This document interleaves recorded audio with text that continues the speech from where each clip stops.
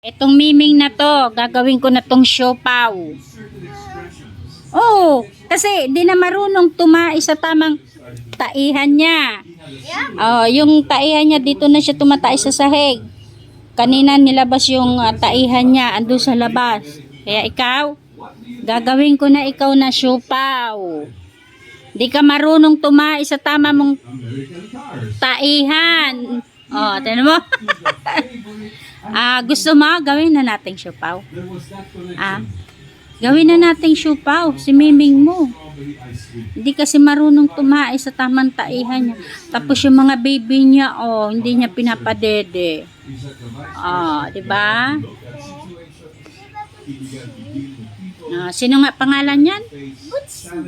Gawin ko na yan mamayang siopaw. No. Yes. Di ba?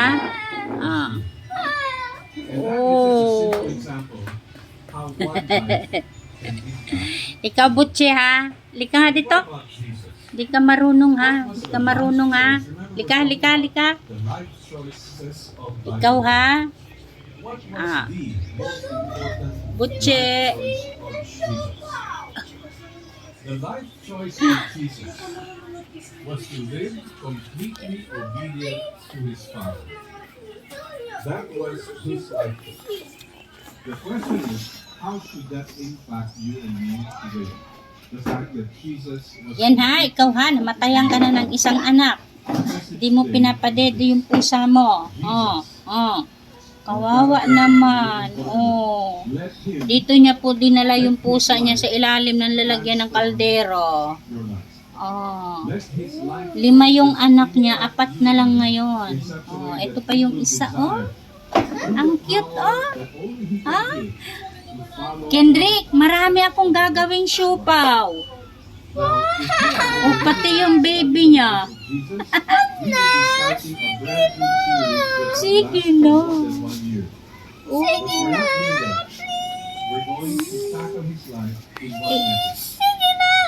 Sige na, gagawin na natin siopaw. No! No. Ang cute. Ang cute, Di ba? Namatay yung parang yung second na din to. Yan. Eto, may lumabas na isa. Eto ang una kong gagawing siopaw. Ade.